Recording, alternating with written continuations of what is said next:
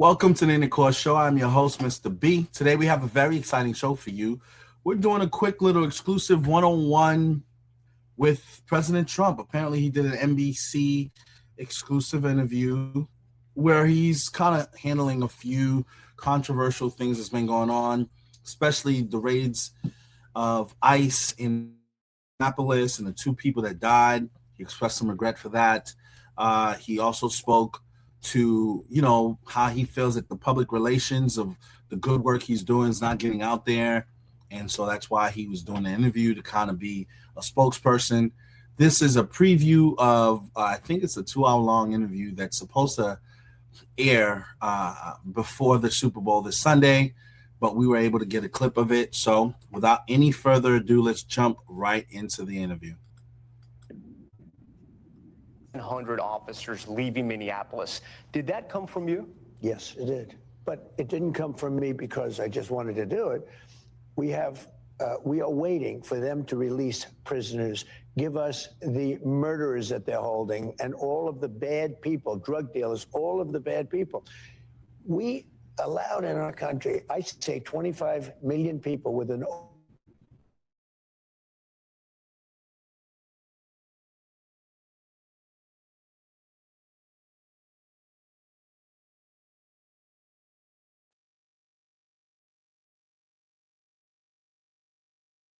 country would accept, and we're getting them out, but we've gotten a lot of them out. So crime now in Minnesota, crime now in Minneapolis is down, crime in all cities is down. And you know why it's down? It's down because of us. It's down in Chicago by 25%, despite the fact that we are always dealing with these people, and they happen to be Democrats that don't know anything about crime prevention. Mr. President, speaking of Minneapolis, what did you learn? I learned that maybe we can use a little bit of a softer touch, but you still have to be tough. These are criminals. We're dealing with really hard criminals. But look, I've called the people. I've called the governor. I've called the mayor, spoke to them, had great conversations with them, and then I see them ranting and raving out there, literally as though a call wasn't made. We've done a great job everywhere. After the shooting of Renee Good, you said ICE made some mistakes. What were the mistakes? Well, look, I'm not happy with the two incidents. It's not, it's both of them, not one or the other. He was not an angel, and she was not an angel. You look at some tapes from back, but still, I'm not happy with what happened there. Nobody could be happy, and ICE wasn't happy either. But I'm going to always be with our great people of law enforcement, ICE, police. We have to back them. If we don't back them, we don't have a country. You mentioned Renee Good and Alex Peretti not being angels. Do you think any of that justified what happened to them, though? No, I don't. It should have not happened. It was a very sad, to me, it was a very sad incident, two incidents. And, they mentioned the one now, they don't mention the other. Well, I think they were both sad. And, who feels worse about it than anybody? The people of ICE. They're strong, tough people. And I think it's great that President Trump actually stopped to say that he's not happy that two people lost their lives during those raids. Because to be honest, as a person who's praying for our president and hoping that he succeeds, it's a bad look. If you have an administration and the depiction of your administration is that you're doing Gestapo type tactics where you're being overly aggressive with the citizens and you're shooting them in broad daylight, it's going to create bad press, bad perception for people who don't really have the full story. They're just going to remember that the next time they go to the ballot box. So I think President Trump senses that, and he is trying to get ahead of it by going out and saying, hey, I'm not happy with how this played out. This could have been handled better. We could use a softer touch. These are all good things that I think showcases his human side, right? It showcases just the leader that is not looking to antagonize his critics, but wants to continue to fulfill what he was elected to do as the president of the United States, which was one of the major things that he ran on, which was border security and deporting illegal immigrants out of the country that came here illegally so that people can actually respect their laws. So I think this was a good thing for him to show the human side. They have to be tough because we're dealing with hardened criminals. Right. We're dealing with people, jails have been emptied into our country from all over the world, from Venezuela, where we had great success, you will admit, but from Venezuela, from the Congo in Africa, from all over the world. The jail population was emptied into our country. If we don't have strong people, you're not getting them out, and we're getting them out. Remember this, again, I say it again and again, we have record low crime in the United States. Nobody's been able to say that for 125 years. So I want to be clear, because it sounds like there is a shift in immigration enforcement here, that there's going to be a shift after Minneapolis. What should Americans expect going forward? Well, one thing I say to my people, we do a good job, we don't get credit for it. I say they have to ask and they have to say please. When a city is going to ask and who has the to say mayor please? or the governor, I don't want to go and force ourselves into a city, even if their numbers are terrible. Joe Rogan was one of your biggest endorsers in 2024. He said he understood the president's sort of plan to deport people here who are here illegally, but he also understands why critics compare ICE officers to the Gestapo asking people for their papers. What's your response to him? Well, look, first of all, he's a great guy. We had a tremendous success before the election. I think it was his biggest interview ever, and over 300 million people. It was very good. She didn't want to do it. She decided not to do it because she's not capable. But I spoke to him 3 days ago. We had a great conversation.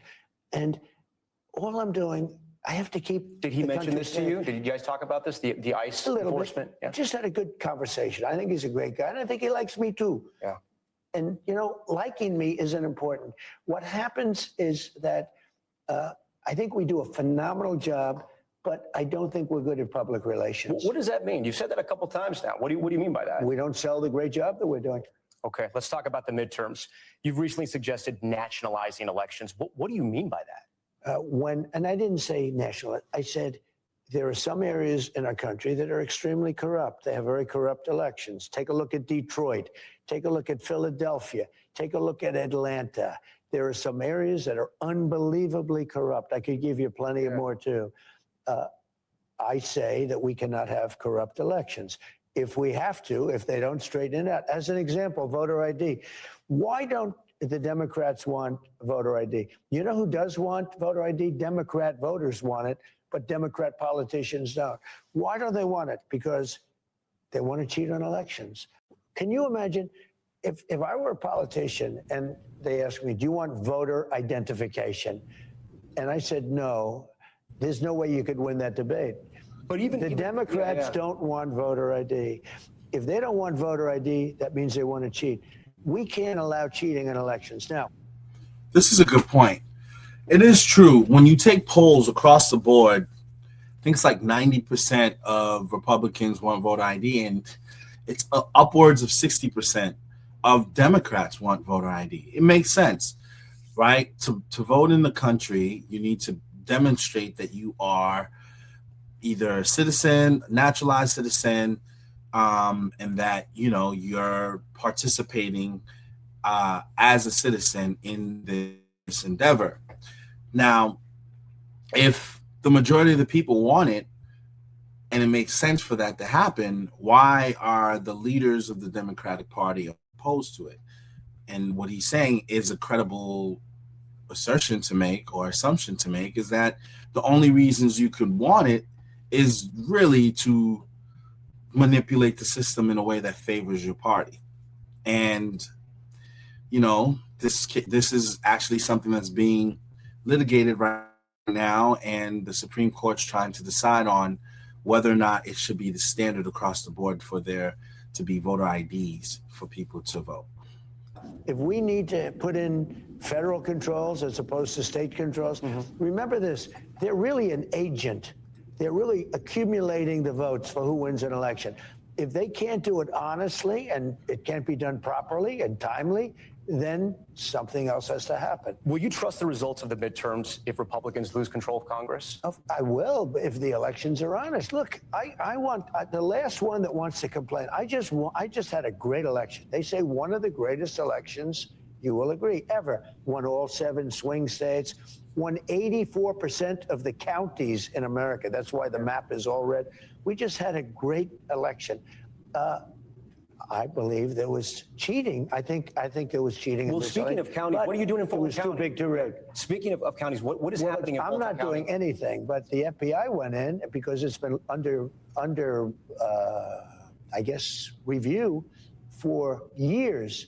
The cheating that took place in Fulton County and in that particular Nobody knows state. what's in the warrant. What Well, are you're they going to looking find for? out. Look, why would anybody be upset that they went in and they got the ballots, I guess, right? Again, they did this. That's been under review and under investigation for 4 years. And now they got a court order. You know, they got a court order signed by But nobody knows what a the evidence respected but liberal yeah. judge, signed a court order allowing them to go and pick them up. Well, you're going to know what the ballots say because they're right now inspecting the ballot. I'm not involved in it, but they are inspecting and checking the ballot. Why is Tulsi Gabbard there? I don't know, but you know, a lot of the cheating comes from it's international cheating. You have people, they say, from China trying to. You put this on let me ask Truth you: Social. do you think China tries to influence our election? We know that foreign governments try to influence a lot of things in this country. Therefore, she's foreign governments. But she's tweeted out some theories about Italians and satellites. I mean, do you believe that stuff? No, I didn't cheat. I sometimes will read truth. Yeah, I will read truth. But let me ask you this: if China, look, we have to have honest elections. Yeah.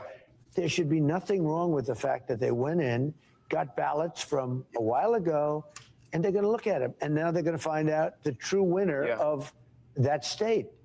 And you know what? If there was cheating, which there was, but if there was cheating, it should be found because we can't let it happen again. Will you endorse in the 2028 presidential primary? Okay, I did want to pause here and make a comment on the last segment. Reading Tom Llamas's body language, he seemed extremely annoyed. He harped on this particular topic because whenever Trump makes the assertion that the 2020 election was rigged, a lot of people in the media try to downplay that and make it seem as if his assertions are debunked, when the man's actually making a lot of valid points. Now that he's in power, he has a position to actually have it investigated, and I think that's what he's pursuing, because in his view, he wants to ensure that there are fair elections that's not being tampered with or manipulated by any party. So, but what you'll find is that there's always a lot of pushback from, you know, the mainstream media about investigations or attempts he makes to do that. I think he's within his right to investigate that, because it does seem like that is a major issue. People want to believe that, you know, when they go vote, you know, it's being managed the right way so that their vote is actually counting for what it's supposed to count for. I hadn't even thought of it, but probably, yeah. I mean, I'd be inclined to. I have great people. We have a great bench. We have a lot of people. But yeah, I think so. You've suggested that J.D. Vance, Vice President J.D. Vance, and Secretary of State Marco Rubio would be a tough ticket to beat. Who should be at the top of that ticket? Well, I don't want to get into this. We have 3 years to go. I don't want to, you know, I have 2 people that are doing a great job. I don't want to have an argument with, or I don't want to use the word fight. It wouldn't be a fight.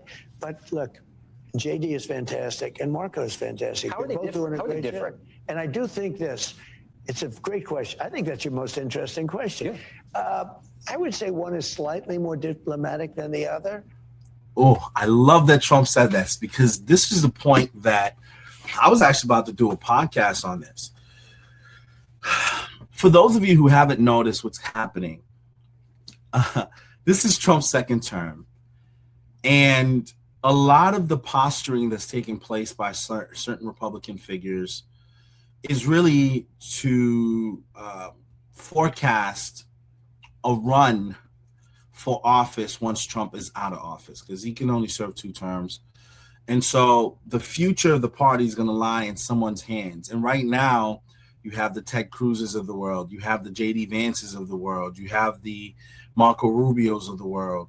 All these people with political ambitions and dreams of being president. They're all trying to figure out how to garner some of the spotlight from Trump. To be honest, J.D. Vance has gone around. He's made speeches. He's done some things. He's trying to get the spotlight on him in the ways that he tries to get the spotlight on him.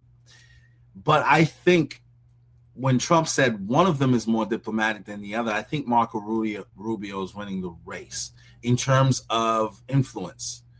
Marco Rubio has put a master class on what it's like to get somebody's ears. He's got Trump about to invade Cuba. And he got Trump to invade Maduro.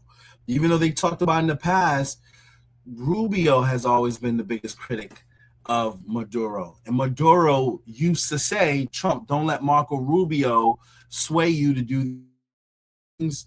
He's got his own gripes against me. Obviously, Marco Rubio is a descendant of Cuba. Cuba's president and regime has been propped up by Venezuela. So Marco Rubio's gripes with Cuba extended to his gripes with Maduro. These are personal gripes that's rooted in his whole family lineage. And somehow, some way, Marco Rubio was able to make this a top line issue for Trump and got him to act on it, right? Trump campaigned on being president that was not going to police the world. That was his whole shtick. And all of a sudden, in his second term, Marco Rubio is convincing him, because he's the head of the State Department and also another, I think, the Central Intelligence Agency. These are like part of Marco Rubio's wish list. So to me, as an observer watching, I'm like, man, behind closed doors, Marco Rubio really has Trump's ear, or he has the knack, the ability to influence Trump, right? Now, Trump is the biggest megaphone you could have, but he likes talent. Trump is the type of guy who, if you're smart and you're impressive and you have a high IQ and you've accomplished some things, or there's something about you that stands out, he'll give you a platform. And I think Marco Rubio's winning that race by a lot. Now, you'll have J.D. Vance. He'll go out. He'll make the polished speeches, very well-spoken guy. But in terms of influence, I don't know what major cause J.D. Vance is working on. Marco Rubio right now is on the front lines of virtually every mainstream talking point, right? Are we going to attack Iran? Marco Rubio's in that discussion. He's also getting AIPAC money. There's a lot, a lot of influence he's got there. Are we going to take over Venezuela? Marco Rubio has had gripes with Venezuela. Are we going to attack Cuba? You hear Trump starting to talk about things like that. Why all of a sudden Cuba's on the map and they got to pay, and because people can't go back home, and all these different things is being talked about. Those are Marco Rubio's issues. But he's successfully got it to the forefront of Trump's mind. So from a political standpoint, from a diplomatic standpoint, from a tactical standpoint, do you have to give Marco Rubio some credit? Absolutely. You got to give it to him.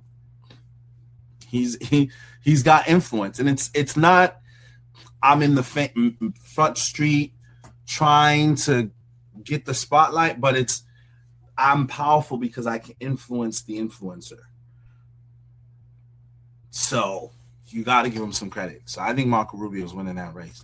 I think they're both of very high intelligence. I mean, they will do shows. They will do Joe Rogan as opposed to the opponent not doing it because they couldn't handle it.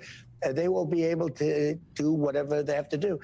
I think there's a difference in style. You can see the style yourself, but they're both very capable. I do think the combination of JD and Marco would be very hard to be beaten, I think. But you never know in politics, right? They say in the age of Trump, you never know. On January 21st, 2029, do you see any scenario where you are still president? I don't know. It would be interesting. But wouldn't it be terrible if I agreed with, if I gave you the answer that you're looking for? It would make life so much less exciting, right? It would be. That was a setup question. So he asked him two conflicting questions. Who are you going to endorse for the 2028 run? between Marco Rubio and JD Vance, then he said, both of them are capable candidates. They both, as a ticket, they'd probably be unbeatable. And then the following question is there a chance you're going to run in 2028? And he's like, if I say something, it's going to offend the guys that I just said would have a good chance of winning. So why would you try to set me up like that? So Trump is wise enough to work around it. But there is a scenario where I could see Trump running again and still having influence. How, you ask? This is how. Trump has been president. He's never been vice president. So if Trump got Don Jr. or Eric Trump to run for president, and on the ticket he would be the vice president, obviously as president, one of those two boys would defer to whatever he wants as vice president. And he, in essence, would remain in power. He would just have one of his sons be the figurehead while all his will and his choices gets implemented. That's within the rules. You can't tell me that couldn't work. You can't tell me that couldn't work. That's within the rules. If Trump ran on a ticket where one of his sons or family member, Ivanka, I don't know, one of them run the main president, it's a new ticket, and then they elect him to be the vice president of their ticket. And naturally, they're going to say, what do you want to do, Dad? And whatever he wants to do is what they want to do. They'll get the camera and all the scenes. He plays vice president. He's in the background kind of pulling the strings. Similar to how he's doing the Trump organization now anyway, right? He used to run the Trump organization. He decides he wants to go into politics. He essentially removes himself from the Trump organization, still, a beneficiary of its success. And his will is being carried out by his children, who is now holding the office of the leaders of that organization. The Trump organization doesn't belong to children. They belong to Donald Trump. His children are running it, but he has influence as to how it runs. So if he can do that in his private business, why couldn't he do that in his public business as president? Why couldn't he say, okay, for 2028, this is what's going to happen. Obviously I can't get a third term officially as president, but I will be running as vice president on one of my son's tickets. Who can stop that? Who can stop it?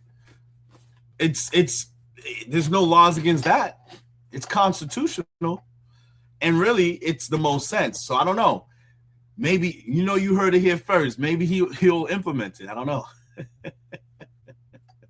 We'll see. So much less exciting. But I only do this for one reason. Make America great again. And that's what we're doing. We're making America great again, greater than ever before. Our country is greater than ever before. And during a tour of the Oval Office, we asked about tensions with Iran. Should the supreme leader in Iran be worried right now? I would say he should be very worried. Yeah, he should be. As you know, they're negotiating with us. I know they are, but the protesters have said, where are the Americans? You promised them we would have their back. Do we still have their back? Well, we've had their back. And look, that country's a mess right now because of us. We went in, we wiped out their nuclear. So if I didn't take out, we have peace in the Middle East. Yeah. If I didn't take out their nuclear, think of it. If we didn't take out that nuclear, we wouldn't have peace in the Middle East because the Arab countries could have never done that. They were very, very afraid of Iran. Yeah. They're not afraid of Iran anymore. Are they trying to restart the nuclear program? Well, I heard that they are, and if they do, and I let them know, if they do, we're going to send them right back and do their job again.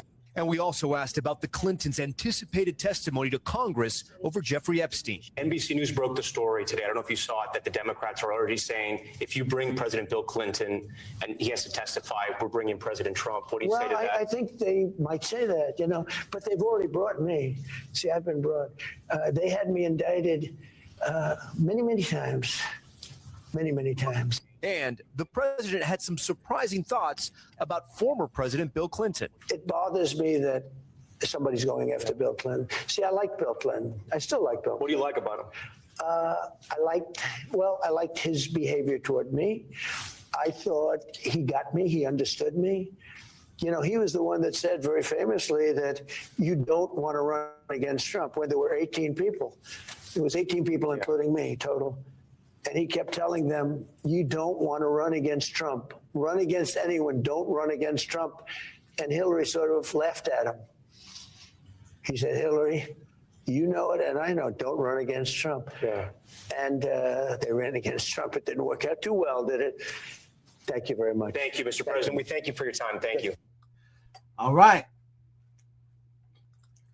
Some people might be surprised to hear that President Trump likes Bill Clinton. I like Bill Clinton. A lot of people like Bill Clinton. Bill Clinton, there's something about Bill Clinton that's very relatable. Bill Clinton's a chill dude. I don't particularly agree with all his policies. But in terms of temperament, he's not the type of guy that seems to have a hard time making friends. I think that dude, you know, could walk into a room, and even if you're a critic, you know, you could find some common grounds with the guy and like him. He's just a likable guy. Some people have that demeanor about them. They're just likable.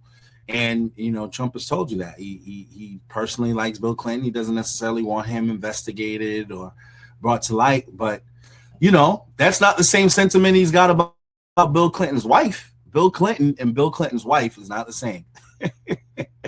Bill Clinton's temperament is not Hillary Clinton's temperament. So there you have it. You know, sometimes you could like the husband and not like the wife, or you could like the wife and not like the husband. You know, it happens sometimes. So that was a quick little, you know, preview of the interview to come on Sunday. And, you know, I thought it being important to kind of make some commentary along the way. To those of you who's following the show who are not yet subscribed, go ahead and like and subscribe to the Inner Court Show. Join the conversation and let your voice be heard. I'm yours truly, Mr. B, signing off. Have a blessed day.